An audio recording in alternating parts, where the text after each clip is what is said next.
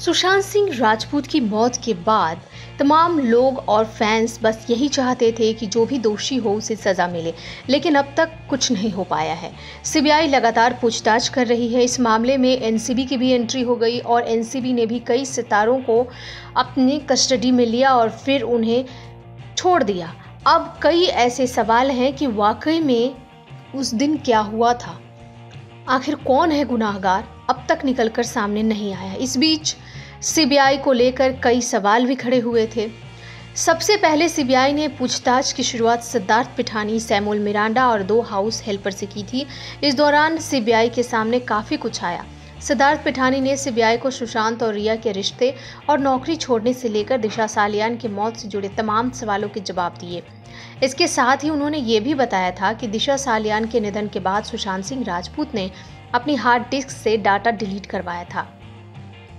अब ये सच है या झूठ, जैसा कि सिद्धार्थ कह रहे हैं वैसा सीबीआई ने सुना है फिलहाल, और जांच चल रही है। रिपोर्ट के अनुसार सिद्धार्थ पिठानी ने रिया, सुशांत और उनके साथ रिश्ते, नौकरी छोड़ घर लौटने के अलावा दिशा सालियान की मौत से जुड़े कई मसलों पर चुप्पी तोड़ी है। दिशा सालियान की मौत के संबंध में पिठानी ने कथित तौर पर एजेंसियों को बताया कि सुशांत जाहिर तौर पर इस बात से परेशान थे। अपने बयान में पिठानी ने दावा किया कि दिशा की मौत के बाद सुशांत ने उन्हें अपने कमरे में सोने और दिशा की मौत के बारे में अपडेट देने के लिए कहा था। सिद्धार्थ ने आगे दावा किया कि सुशांत दिशा की मौत के बाद कॉर्नर स्टोर मैनेजर उदय से बात कर रहे थे, क्योंकि श्रुति मोदी के पैर में चोट आई थी। उस दौरान दिशा उनका काम संभाल रही थी। रिपोर्ट्स के मुताबिक पिठानी ने अपने बयान में कहा कि 10 जून को सुशांत ने उनके हार्ड डिस्क से अपने सभी वीडियो और डाटा को हटाने के लिए कहा था। इसके अलावा पिठानी ने दावा किया कि सुशांत के कहने पर ही उन्होंने हार्ड ड्राइव से गाने और वीडियोस को हटाया था। सीबीआई की टीम सुशांत सिंह राजपूत के मामले के साथ ही दिशा सालियान की मौत के मामले की भी जांच में जुटी हुई है। अब सीबीआई दोनों ही केस की जांच कर रही है, लेकिन अब तक निकलकर कुछ भी सामने नहीं आया है।